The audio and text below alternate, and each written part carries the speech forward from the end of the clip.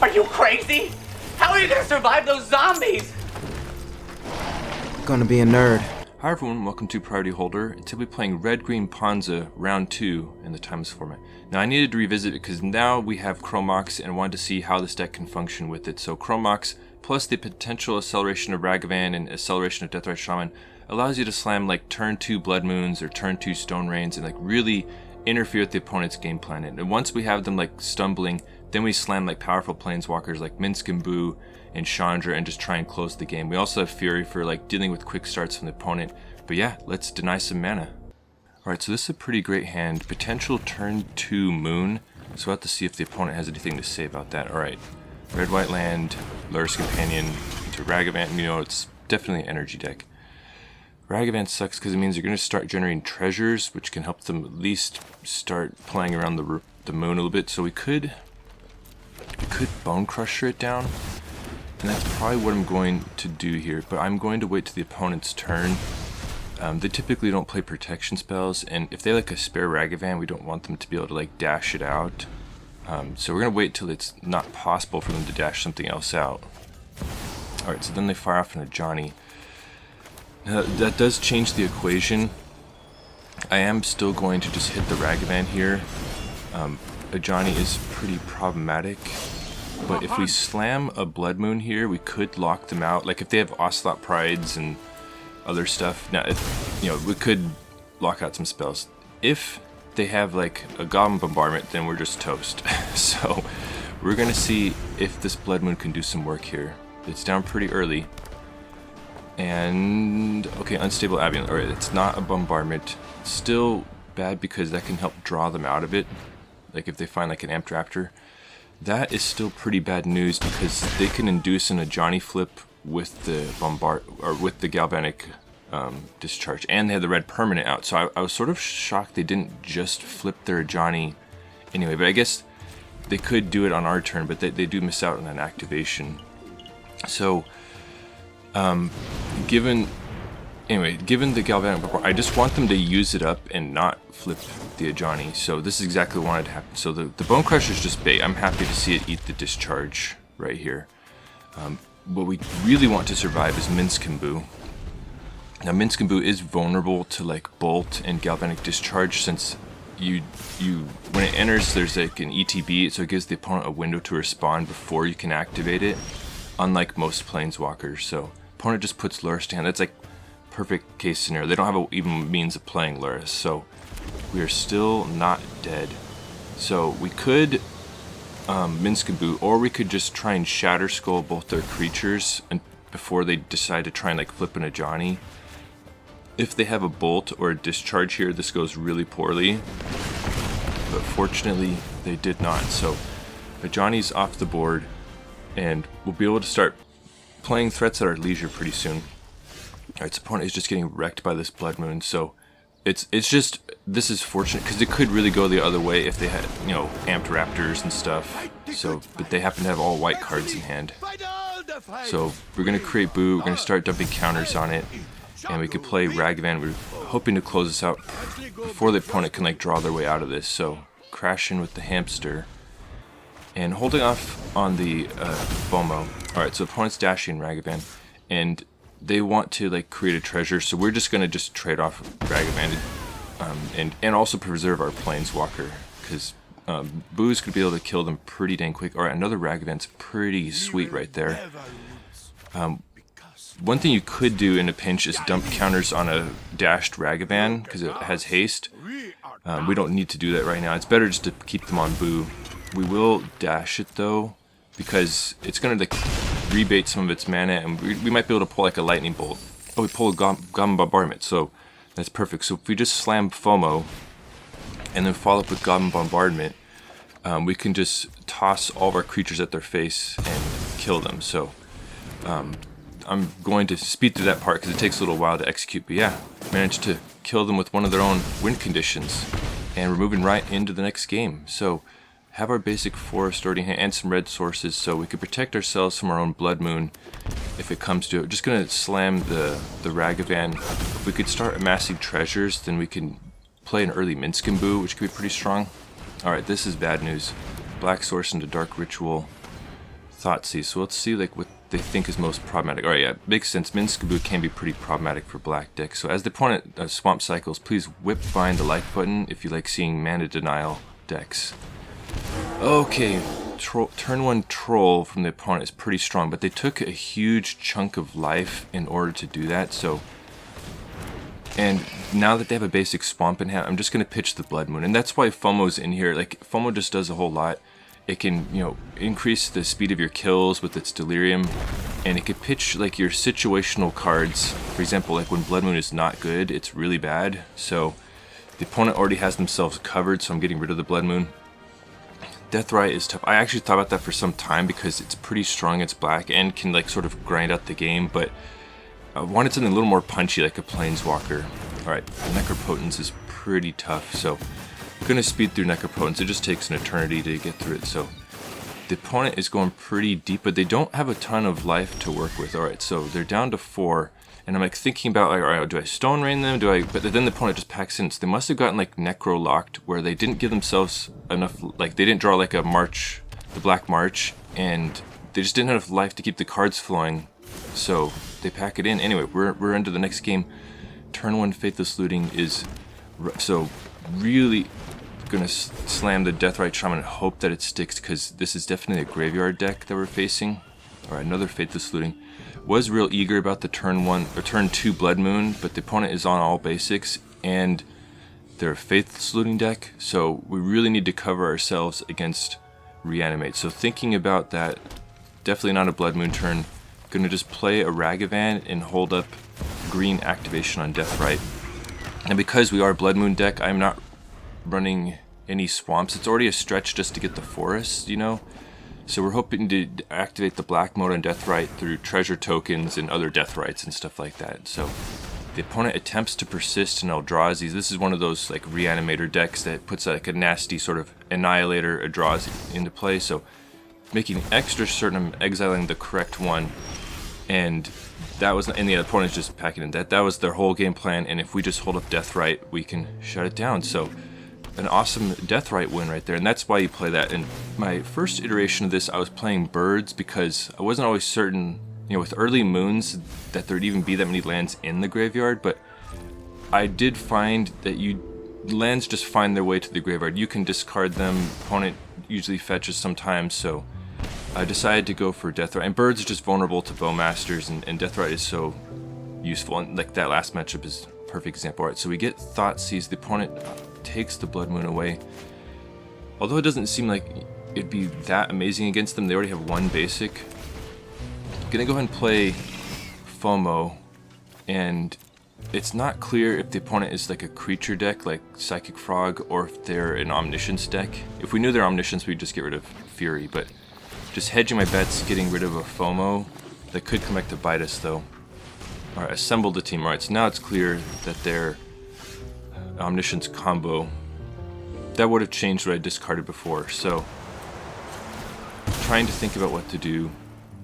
It seems like the best, they often run sort of like a low amount of mana sources, so I'm going to try and like shut them off some of their sources. So we're going to Stone Rain their black source, which might shut off like a Demonic Tutor or a Dark Ritual.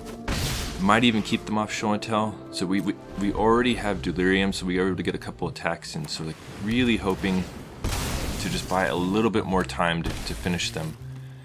And unfortunately, the opponent was able to get off the Show and Tell. So I'm thinking about what to put in play. Like I'm like, all right, well, let me just put an attacker in case they sort of miss on the Omniscience. It's a good game for the opponent. So we throw a Fury into play just because it could kill them, right? So Born Upon the Wind, and I'm like just bracing for impact because they basically just always have it in these Omniscience decks. And the opponent passes back to us. And I'm like, you gotta be kidding me, like, we're gonna bring this one home, so we get an extra bonus attack from Fury, but it doesn't matter because we kill them. So they always have it, so I was so shocked right there. I'm like, they actually didn't have it. So, happy to see that. Maybe the Stone Rain helped, I don't know. It didn't seem like they had quite the right cards, we didn't give them that much time, so.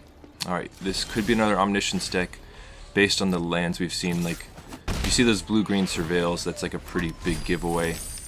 and just a land as far as what we exiled with Ragavan. So here's the question: do you slam a Blood Moon when they have a basic out, or do you slam a Stone Rain to hunt their basic? And I decided to go for Stone Rain, especially because we have so much extra of them, to kill their basic to open up the Blood Moon. So the opponent does have the Spell Pierce there, which is pretty tough. Would have loved to hunt that basic, and they fire off a Show and Tell. This time I'm going to play FOMO, and with its trigger, pitch the Blood Moon. They already have like a couple of basics, and we'll see if we're as fortunate as last time with the Blood Moon whiffing. Doesn't look that great this time. Atraxa with Fae of Wishes means that we're just going to pack it in. They basically have it. So another hand with a Ragavan, potential like turn 2 Stone Rain. So we're going to play Ragavan, hope it survives. It's against a Lurrus deck, so like they have a lot of removal. It's not super likely it survives. Alright, Dragon's Rage Channeler. So here's the thing, like, do we attack in and try and get the treasure? I decided just to Bonecrusher and guarantee the treasure because we're like low on mana sources here, and if we lose Ragavan, we're not casting like anything. So, oh, and Bowmasters as a follow-up for them is super clutch. That's really bad for us, and now, so the more mana efficient thing is to Stone Rain them. But I think the best longer term plan is to play a Deathrite to hopefully get our Planeswalkers into play. So the treasure is very precious right now because we don't have another land. Alright, so opponent now knows what we're up to. They're going to take Minsc, and they finish off Deathrite, which really sucks. So there's a Blood Moon, which I decided to just play because any land we rip off the top, then we can play Bonecrusher, and this might shut down their game plan. Like we do see they're playing Red Burn, and the sort of Alchemy Impulse draw they get off that is pretty strong, but it did lock out those black cards. Alright, so there's a land, and going to just Bonecrusher just to like preserve our life total. Then we can eventually start Stone Raining them. Alright, so putting Lurrus in the hand, and we've blunted the Assault. Would have loved a land there. That would have been amazing. Trying to think about what the best thing to Stone Rain is. I end up Stone Raining their creature land, and the opponent finds a basic. Oh, that sucks. And then they slam basically like a Death Shadow variant, Scourge of the Skyclave. Super huge at this point in the game. Going to play Chandra and uptick it, but it's looking pretty grim. So I play a lot of different prison decks, and the problem with that this one has, like the vulnerability, is that it doesn't run anything like Solitude to get around these massive creatures. We're all in on like Furies and Bonecrushers killing stuff, so if the opponent plays an oversized creature, we are just outmatched and have to pack it, unless we can like go around it somehow. The one exception to that is if you can Minsc and dump enough counters on the hamster, you know. So that is definitely one vulnerability to this strategy. Alright, opponent goes first and has already got an extra land, so it's pretty clear that we're facing against a Titan deck. Now we do have a Chrome Mox, so we could dash a Ragavan, but the thing is, like, that's just like probably a pretty easy like trade for the opponent. Now the one exception is if they have a Natural Order in their deck and they need to keep some fodder in play. Decide to take a little bit slower approach with Deathrite and Ragavan on turn 1. And Chrome Mox is just really clutch in this deck.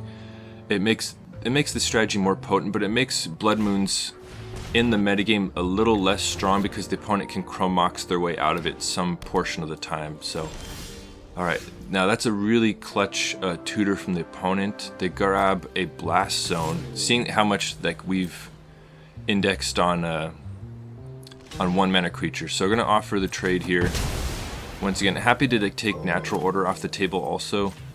But thanks to Deathrite, we were able to set up a Minsc anyway.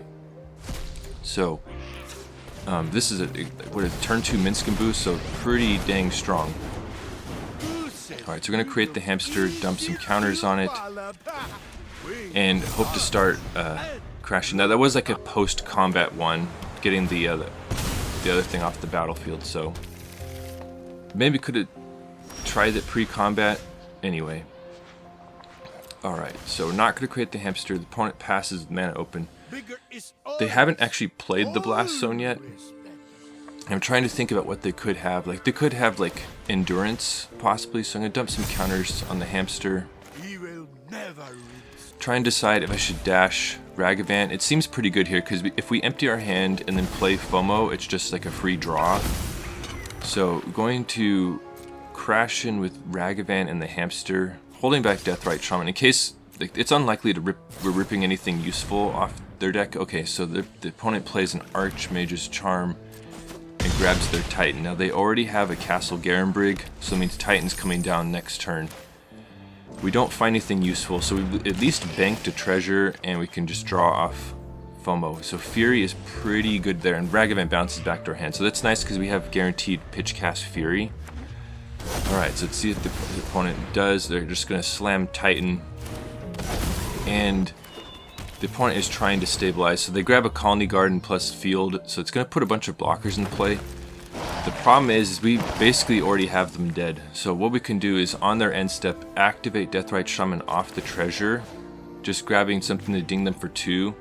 And then use Minsc and Boo to toss the hamster at their face and kill them. So that's exactly what we do here. We're not going to make the new hamster, and going to minus Minsc and Boo and lob a hamster at their dome to finish them off. So pretty clean kill against Titan. We draw a million cards also for what that's worth, and move right into the next game. Okay, so this hand's a little bit awkward. We're full of like expensive cards. Don't have like much to play besides, you know, 4 and 5 drops. No like other accelerants. Chrome Mox does help a lot. If we had some information from the companion, like it might have helped us know whether we should stick a Fury under there.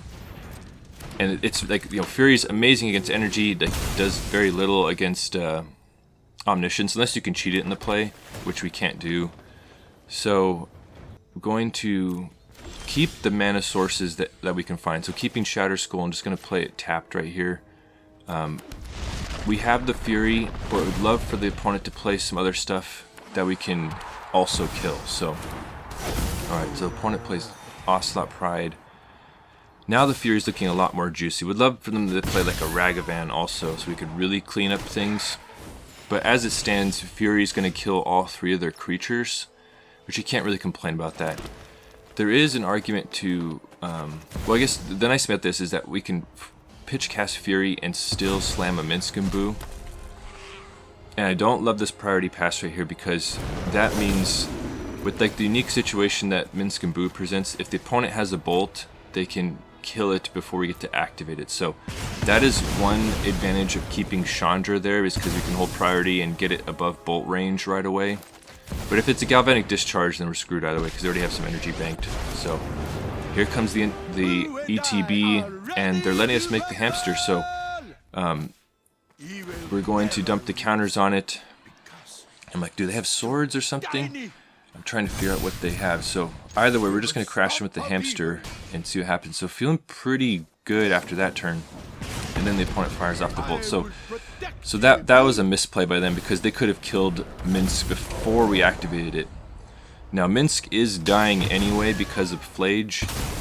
But the opponent could have been a little bit further ahead. In fact, quite a bit further ahead if they did it the other way. So now one thing that in my time playing these like mana denial decks, prison decks, Flage is often a tough card. If you're not running Solitude, like Flage just grinds you out so good. Like you try and get rid of all their resources, but then like Flage just gets you anyway. And another copy of Flage here is tough because it kills our FOMO and just really slows our clock, like by buffering the life total, removing an attacker. Like you could just see like how much work Flage puts in. So we're hoping this is a clutch surveil, keeping the Stone Rain, because I really want to keep the opponent off of Flage Escape right here. So I'm destroying their white source. Like they do have an Arena of Glory, but I figure it's more valuable to kill a white source and like possibly really lock them out. So we do have Deathrite Shaman Exile up, like to start getting rid of those Flages, and that's one, like this build has that advantage. And Static Prison is really tough because that means we're only getting rid of one of the Phlages. Deathrite Shaman is not hanging around for a long time, so that really sucks. And as our Deathrite Shaman gets gobbled up, let me know in the comments, what's your favorite mana dork? Is it Deathrite, Birds, Llanowar Elves, Priest of Titania? Let me know. And opponent slams a Gun Bombardment, which is not great. They're keeping our Deathrite Shaman locked up, and the opponent has just managed to rip double white sources, which really sucks because now the arena's going to go to work. And just like that, things were looking reasonable for us, but we just happened to hit a couple lands in a row, and now the tables are turning quickly. So as the opponent crashes in with their Phlage, I'll go ahead and link a red-white deck of my own, not an energy deck, but I've played a lot of different red-white variants, and we're gonna crack a fetch here. We've depleted all of our Surveil lands, so we're just like doing a little bit of deck thing, and I really hope we draw something. Ragavan is nice. Like if we rip a Static Prison, then we might be back in this. So going to see if we can pull something good from them. Like basically Static Prison or bust.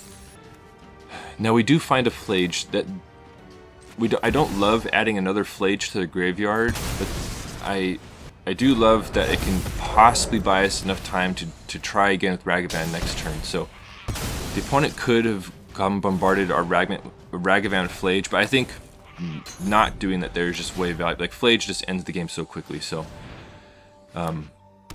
we bought ourselves possibly another turn, but with the Johnny plus Gun Bombardment plus Phlage, we're super toast. We're packing in. So that one sucked because it felt like we were really close to turning it around. But all right, so turn one, Surveil land from the opponent.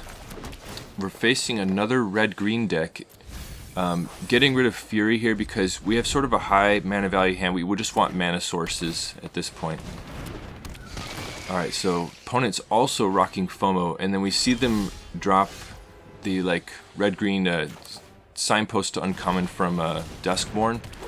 So already I can tell the opponent is on a Delirium deck. I respect FOMO enough that I'm actually going to Fury it here, and it's based on like the creatures we're seeing, it's not likely Fury's going to be able to kill two creatures with the toughnesses we're seeing. So I'm just going to take care of it now, because if the opponent can get Delirium, they're going to start just chipping in tons of damage. Alright, so there's a breakout. Now Deathrite Shaman is going to be incredible in this matchup, and you can see the opponent already has Delirium and a 3/3 haste for their troubles with the Patchwork Beastie. So really glad that Deathrite Shaman has stuck around so far, both for its acceleration into our Planeswalkers, but also it's going to be clutch as far as like hunting their graveyard. I'm going to keep this land here because if Deathrite Shaman dies, like we have all 4-drops in hand, we won't be able to cast anything. So just to play it safe, keeping the land, like sure we're getting to use it this turn, but we don't know about in the future. Now, opponent does not have any lands in their graveyard yet, so we can't like interrupt Delirium in that manner, but gonna just play out a Chandra and kill their creature, and if it sticks, like we'll be able to really start running away. But we've seen haste, right? So there's a Wicker Folk from the opponent and another Wicker Folk, so Delirium can really slam like once they hit it. So the opponent kills our Planeswalker and slaps us for 4. Now, you know, we can start undoing Delirium with Deathrite Shaman.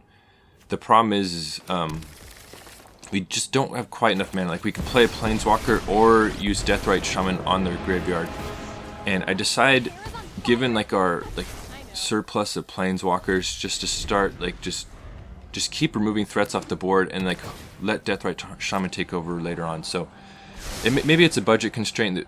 You definitely should be running Surveils in like a Delirium deck. Maybe the opponent is still saving up wild cards. So FOMO pitches a land, and they're gonna send the Wicker Folk. Definitely not chump blocking, because I've talked about how valuable Deathrite's gonna be in this matchup. There is an argument to just activating Deathrite on their end step to get rid of the land, and I think I should have done that. Just burned like a mana activation off it just to like, start chipping away at their graveyard, because now it's gonna take like, you know, extra turns to get rid of like all the sources they have. So However, we'll be able to get rid of it right now. But there was an argument to doing it at the end of their turn, just to make sure we can undo their Delirium fast enough. So going to crack the fetch right here. I just love when you have a FOMO on an empty hand. It can just play it, draw a card. It's just super strong. All right, we draw another Chandra. So this has been a parade of Planeswalkers against the opponent. The opponent probably sick of that. But the opponent plays an Omnivorous Flytrap, which is super good. So the opponent didn't attack it. At first I was like relieved, but upon reviewing the footage, I realized that would have been really tough for them. We could have traded off. We could have killed the FOMO with our hamster. Anyway, the blocks were really favorable for us. So happy to kill the Flytrap, because that would have actually maybe turned the tides back in their favor. So, but now the hamster has grown so huge that a red-green deck can't really deal with it. And now Deathrite Shaman gets to go hunting their graveyard. I'm going to take FOMO out because it removes the enchantment and undoes their Delirium. And that's the death knell for them, so they pack it in, and we're moving on to the next game. Happy to see multiple Accelerants and a Stone Rain. Esper Sentinel really sucks though. Oh, and we drew the Chrome Mox, so I think it's still worth it to get the Chrome Mox out there, but man, does it suck to play it in the face of an Esper Sentinel. So already, like, if we had gone first, we wouldn't have had the Chrome Mox. So I was about to pass, but I'm like, you know what, like, I'm just going to do it right now. They're going to get the card. That's not ideal. Decide to stick a Ragavan because it doesn't look like it's going to be able to get through like their creatures anyway, given that they played an Esper Sentinel. So the opponent passes with some blue mana up, and we find a Blood Moon. So I decide just to crack the fetch. Now the thing is, we could try and play a Chandra, like we have enough mana if we use Deathrite, or we could try and hit them with the Blood Moon. Now the opponent could have all sorts of like counter magic, so I am going to just pay for the Esper Sentinel right here. We have like an extra land in the graveyard, so trying to deny them at least some cards, and really hoping this Blood Moon hits right here. But the opponent has the Spell Pierce for it, so I don't know, maybe I should have led with Stone Rain, that way we'd still have the possibility of a Blood Moon, but the opponent then slams Hatebear, and Lavinia is going to be really tough, so going to slam FOMO right here. And I think I should have just slammed Chandra, and the opponent has literally every answer. They stern scolding our FOMO, and so I'm like, alright, well, might as well play Chrome Mox. Well, the thing is, Lavinia just counters everything you spent 0 mana on, so now we have to just pay mana to deny Esper Sentinel, just for the value of getting our Chrome Mox countered. So that really sucked. Oh yeah, and the reason I didn't play Chandra is because it would have gotten countered because of Lavinia, so we don't have enough lands for that. And the opponent then slams a Thalia into a Thalia's Lieutenant, and we are just getting absolutely wrecked by this Humans deck right here. So they had amazing answers, and we don't have, like, we don't find a Fury, and we pack it in. So I've dabbled in Humans a little bit. I'll go ahead and link a deck for that. Going to play the tap land, no Accelerants to like play an early Blood Moon. Alright, so opponent shocks in a land over there. Given that it's green-blue, like, it really seems likely that we're facing Show and Tell. So the hesitation there made me wonder if our fetch is getting stifled, but going to play FOMO. And this seems like one of those matchups where you pitch Fury. Like, we want mana sources, and would have been nice if we found a Chrome Mox to try and hammer them with a Blood Moon right there, but could have gotten Spell Pierced or something like that. Alright, so the opponent passes with multiple mana up, and like, this could be like a mana drain. So once again, trying to decide what to play. We have Deathrite Shaman, Blood Moon, Stone Rain. Decide to go first with the Stone Rain, because if we attempted a Blood Moon, the opponent could fetch their way out of it with the blue source. So the opponent plays a Brainstorm in response, cracks the fetch, and grabs a Surveil land. So not safeguarded against Blood Moon, but the opponent has a Commandeer, so we're getting a taste of our own medicine here, and they Stone Rain our own forest. So I was not expecting that to happen. I was just shocked by that, and then into a Show and Tell. So I'm like, what in the world's going on? Because you usually don't see Commandeer in the Show and Tell deck. So I'm gonna put a Deathrite into play, and like the opponent only has 2 cards, so I'm like, okay, they didn't play like a Traxa right here, so maybe we could still get there. And going to shock their face with Bonecrusher. I don't know if I should have just slammed hardcast Bonecrusher. I'm not sure if there's a land in the graveyard for Deathrite Shaman, but end up attacking, and then the opponent plays a Hullbreaker Horror and a Dig Through Time, and that's going to just start bouncing all of our permanents. They're getting 2 more spells, so I'm packing in, and oh, that was a tough one, but an awesome idea from the opponent where Commandeer and Show and Tell. So that first hand was just a little clunky, so this hand is nice, and you could see like from like the mulligans and the starting hands, like we have option of turn 2 Stone Rains and Blood Moons quite often between the Deathrite Shamans, the Ragavans, and the Chrome Moxes. So that's one thing like this deck really has going for it. So going to dash Ragavan, that locks in the mana source for turn 2 Blood Moon, and if we rip a land, possibly turn 2 Minsc. So that's the rationale right there. We get hammered by a Thoughtseize, and the opponent takes the Blood Moon. So that really sucked right there. Going to crash with Ragavan. We didn't draw a land. I wanted to do this to bank the treasure for Minsc next turn. And if we played FOMO, we'd have to get rid of Minsc. So we're just amassing treasures at the moment. But the opponent's taken a ton of life between their mana base and our Ragavan attacks. Alright, so we do find a land, and it seems without blue mana like it should be pretty safe to slam Minsc. So I'm gonna just grab a basic mountain right here. Like we're basically a red deck. We just need a little bit of green for Minsc and Deathrite, so alright, so we managed to survive, and the opponent has some mana up. So I'm going to dump some counters on the hamster and hope to just keep chiseling away their life total. And going to just use the last treasure to play Ragavan, because if we can get empty-handed, then FOMO is just even stronger. Could have maybe done that post-combat, so attacking with the hamster, we do hit them. And the thing about black decks is they use their life total as a resource, so you want to just chip away as much as possible to shut off Necros and Thoughtseizes and stuff. But the opponent has a super strong follow-up with Felia into Clarion Conqueror. Now Felia is going to nuke our hamster, and then I'm just going to let them hit Minsc because it's actually just shut off thanks to Clarion Conqueror. Clarion denies Planeswalker activation, so opponent had a massive turn right there. So Fury is tough, so we're 1 mana away from it, but it would be pretty strong.